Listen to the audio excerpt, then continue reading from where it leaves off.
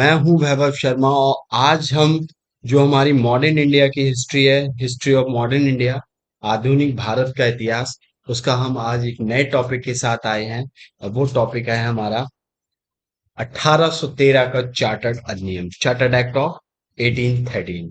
तो क्या था चार्टर्ड एक्ट ऑफ 1813 और किसके टाइम पे आया था? उस समय बंगाल का गवर्नर जनरल कौन था? और इन सब चीजों के बारे में देखेंगे, क्यों लाया गया था, उसका उद्देश्य क्या था। इन सब चीजों के बारे में आज इस एक्ट में देखेंगे। तो सबसे पहले तो हम ये देख लेते हैं कि जो चार्टर्ड अधिनियम था, 1813 का चार्टर्ड अधिनियम, ये चार्टर्ड अधिनियम थे क्या? तो देखो क्या था कि 1773 में जो ईस्ट इंडिया कंपनी भारत में आई थी, तो उसने अपना शासन स्टार्ट कर दिया था। वो ट्रेड के पर्पज से आई थी, ब्रिटिश गवर्नमेंट से।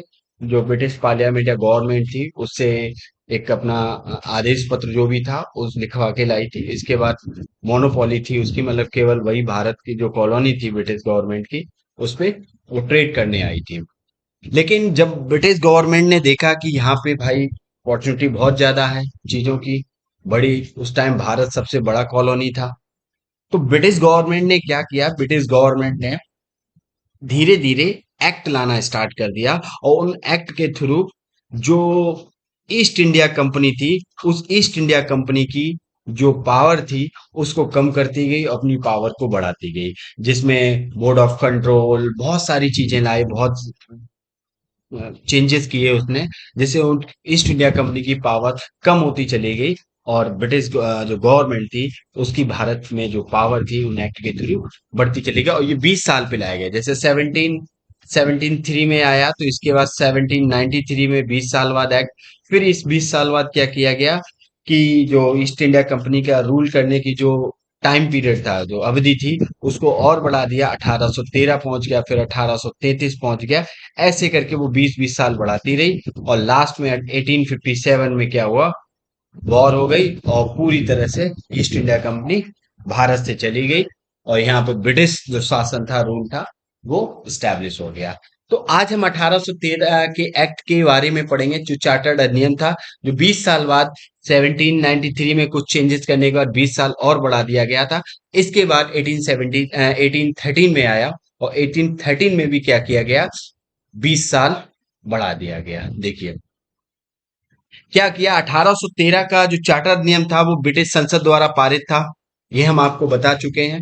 और ब्रिटिश संसद द्वारा पारित था। ब्रिटिश संसद ने क्या किया इस टाइम? उन्होंने 20 साल क्या किया, 20 वर्ष ईस्ट इंडिया कंपनी के शासन की अवधि को और बढ़ा दिया। अब क्या किया कि 1833 तक तुम और कर सकते हो, यहाँ भारत में अपना ट्रेड, जो भी शासन रूल है तुम्हारा, वो कर सकते हो, ऐसा ब्रिटिश संसद ने कहा एक एक्ट को पारित करके, जिस एक्ट का नाम था 1813 चार्टर्ड अधिनियम। इसमें क्या किया? इस अधिनियम में कई सारे सुधार उन्होंने अपने जो भी चेंजेस थे वो चेंजेस किए, जिससे ब्रिटिश ईस्ट इंडिया कंपनी की जो पावर थी वो और कम होती चली गई। उन्होंने क्या किया कि कंपनी का जो व्यापारिक एकाधिकार था उसको समाप्त कर दिया, जिसे कहते हैं ट्रेड मोनोपोली। ट्रेड मोनोपोली को क्या किया?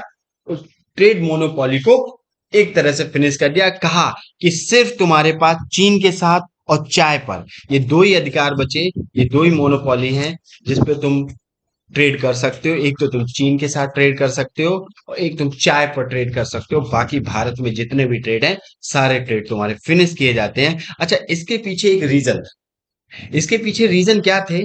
पहला रीजन तो इसके पीछे यही था कि कंपनी का जो व्यापारिक एकाधिकार समाप्त करने का, ट्रेड मोनोपोली, उसका पहला रीजन ये था कि ब्रिटिश सरकार जो थी वो कब्जा करना चाह रही थी। कब्जा करना, अब कब्जा एकदम तो नहीं कर सकती क्योंकि उसने ही पत्र वत्र लिख के, आदेश पत्र जो भी था उसमें घोषणा करके उसको भेजा था भारत में। लेकिन एकदम थोड़ी कहेगी तुम चले आओ, अब ब्रिटिश गवर्नमेंट वहां पे राज करेगी, क्योंकि उसने तो स्ट्रगल किया था उस टाइम बहुत ज्यादा। ऐसी थोड़ी है अपना इस्टेब्लिशमेंट कर पाई। तो वहां पर ब्रिटिश गवर्नमेंट क्या कर रही थी? हर 20 साल पे एक्ट ला रही थी और उस एक्ट में चेंजेस ला रही थी, और चेंजेस में जो ईस्ट इंडिया कंपनी की पावर को कम करती जा रही थी और अपनी पावर को बढ़ाती जा रही थी। तो वहीं पे क्या हुआ? तो पहला रीजन तो यही था कि ब्रिटिश सरकार कब्जा करना चाहती थी। दूसरा ये था कि ब्रिटेन में क्या था, यूरोप में ब्रिटेन और फ्रांस में स्ट्रगल चल रहा था। उस टाइम फ्रांस का रूलर था वो नेपोलियन था। पावरफुल था काफी ज्यादा। अब ब्रिटेन क्या कर रहा था, ब्रिटेन कमजोर करने के लिए यूरोप में क्या था कि एक टाइप की उसने इकोनॉमिकल चॉक कर दिया, आर्थिक नाकेबंदी कर दी ब्रिटेन में, यूरोप में, मतलब सॉरी यूरोप में आर्थिक नाकेबंदी कर दी। किसने? जो मतलब फ्रांस था, नेपोलियन था, उसने। अब जब आर्थिक नाकेबंदी कर दी कि मतलब वहां पे ट्रेड वेड करना बहुत ज्यादा मुश्किल पड़ गया सारी, तो वहां की जो ब्रिटेन की जो कंपनियां थी वो भी कहने लगी कि भाई मुझे भी भारत जैसे देश में जाना है, वहां पे ट्रेड करना है। अब ईस्ट इंडिया कंपनी को थोड़ी तो मतलब मोनोपोली, बाकी भी कंपनी थी देश के लिए। तो क्या किया गया, इसीलिए यहाँ पर कंपनी ने क्या, ब्रिटिश संसद ने क्या किया कि कंपनी के व्यापारी के अधिकार को समाप्त कर दिया, कहा कि तुम्हारे पास केवल दो ही अधिकार हैं। और यूरोप की जो ब्रिटेन की और भी जो कंपनियां थी उनको भी भारत में भेज दिया गया। तो ये तो इसका रीजन था, ये पूरा कारण था। दूसरा यहाँ पे था कि कंपनी के जो व्यापारिक कर था, जो टैक्स, जो ट्रेड टैक्स था, ट्रेड पे जो टैक्स लेती थी, और जो रेवेन्यू टैक्स था, रेवेन्यू टैक्स, जो राजस्व टैक्स, मतलब टैक्स था, उन दोनों को अलग कर दिया गया। अब उन दोनों को अलग कर दिया, कहा कि दोनों ही, अब दोनों की बैलेंस शीट अलग अलग बनेगी। पहले ट्रेड टैक्स रेवेन्यू टैक्स की दोनों की बैलेंस शीट एक ही बनती थी। अब कहा कि दोनों अलग हो गए और दोनों की एक टैक्स जो सीट है, बैलेंस शीट है, अलग बनाओगे। और कंपनी यहां से क्या हुआ, कंपनी का जो व्यापारिक, जो ट्रेडिंग और रूलिंग की जो भूमिका थी वो अलग अलग हो गई। वो कैसी होगी बेटा? वो अलग अलग भूमिका हो गई कि उसको अलग अलग कर दिया, कि अब दोनों एक नहीं रहे। अब ट्रेड की जो उसकी सारी चीजें अलग हो गई और उसके शासन करने की सारी चीजें अलग हो गई। और यहाँ पे दो चीजें इंपॉर्टेंट, बहुत चीजें थी, इनके बारे में हम जिक्र करेंगे। एक तो था कि ईसाई मिशनरियों को भारत में प्रचार करने के लिए भेज दिया गया, और दूसरा था कि भारत में शिक्षा के लिए 1 लाख रुपए फंड, कोष मतलब फंड का प्रबंध कर दिया गया कि भाई जाओ भारत में एजुकेशन के लिए 1 लाख रुपए।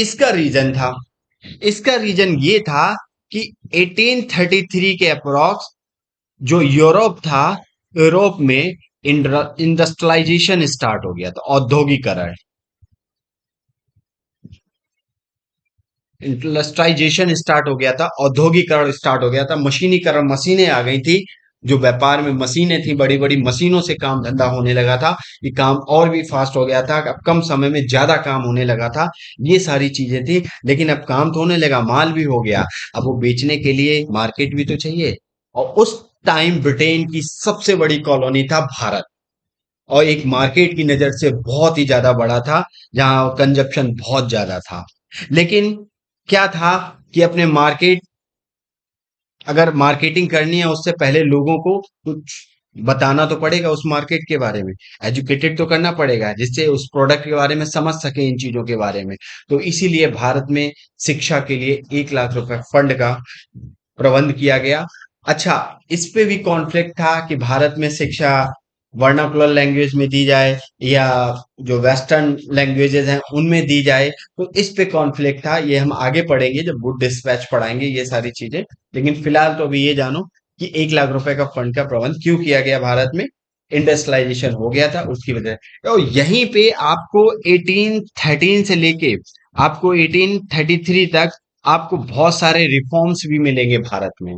जैसे आपके रिफॉर्म्स हैं, सती प्रथा को फिनिश कर देना, ठगी प्रथा जो थी उसको समाप्त कर देना, सरकारी जो सेवाएं थी उनमें भेदभाव खत्म कर देना, कि या तो मतलब एलिजिबिलिटी के आधार पर भेदभाव करना, या कास्ट, रिलीजन, या जो भी आपका वर्थ प्लेस है उसके प्लेस बेसिस पे अगर कोई भी डिस्क्रिमिनेशन होता था, भेदभाव होता था, उसको खत्म कर दिया। ये अच्छे अच्छे सुधार किए गए। क्यों किए गए? क्योंकि भारत को एक मार्केट की नजर से देख रहे थे अब वो, क्योंकि सुधार तो करना था, क्योंकि अब थोड़ा तो पोलाइटली बिहेवियर दिखाना पड़ेगा। ठीक है, इसलिए ईसाई मिशनरियों को भारत में प्रचार के लिए भेजा, क्योंकि वो चाहते थे, देखो वो तो अपना एम्पायर एक्सटेंड करना चाहते थे, सीधी बात थी। और वो जैसे भी, तो वो क्या करते थे, वो ईसाई मिशनरियों को भेजते थे, वो लोग जेल में जाते थे, जो जेल में कैदी होते थे उनसे मिलते थे, उनके साथ रहते थे, और भी जगह जाते थे, और उनको उनका ब्रेन वॉश करते थे कि तुम ईसाई बन जाओ, तुम्हें बहुत सारी चीजें बोलते थे, स्वर्ग मिलेगा, ये सारी चीजें जो भी थी, जो मतलब तुम्हारा जीवन एक संपन्न हो जाएगा, सब ये सारी चीजें बोलते थे। उन्हें मतलब एक टाइप का प्रोवोक करते थे उनको, ईसाई बनने के लिए, जो भी मुस्लिम हिंदू जो भी अदर कम्युनिटीज थी, रिलीजन के लोग थे उनको। तो ये था हमारा टैक्स कल।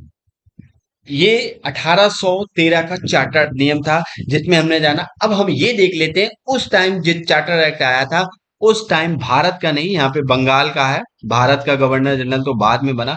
बंगाल का गवर्नर जनरल जो था वो लॉर्ड मिंटो था।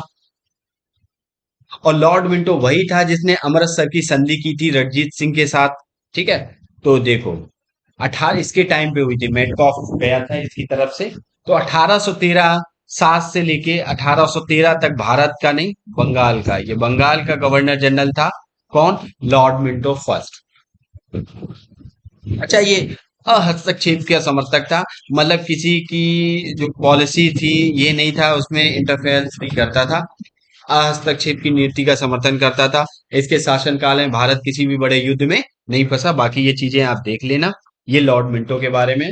तो आपको जब एक्ट भी आए, वन लाइनर क्वेश्चन आपका बन सकता है आपके वेरियस एग्जाम में, कि ये सब कि उस टाइम 1813 का एक्ट आया था, उस टाइम भारत का बंगाल का गवर्नर जनरल कौन था। ऐसे क्वेश्चन बन सकते हैं, ये इस हिसाब से आपके एग्जाम पर्सपेक्टिव से हैं। लेकिन फिलहाल ये 1813 का चार्टर्ड नियम था, उन्होंने बहुत सारे सुधार किए, ये सारी चीजें थी। तो ये आज हमने टॉपिक कवर किया। तो चलिए, आपको इस वीडियो की लिंक पीडीएफ है इस टेलीग्राम चैनल पर प्रोवाइड कर दी जाएगी। और हमारे चैनल को लाइक, सब्सक्राइब और शेयर करते रहिएगा। तो इसी नोट पे हम अपने वीडियो को फिनिश करते हैं। God bless you all and thank you. जय हिंद।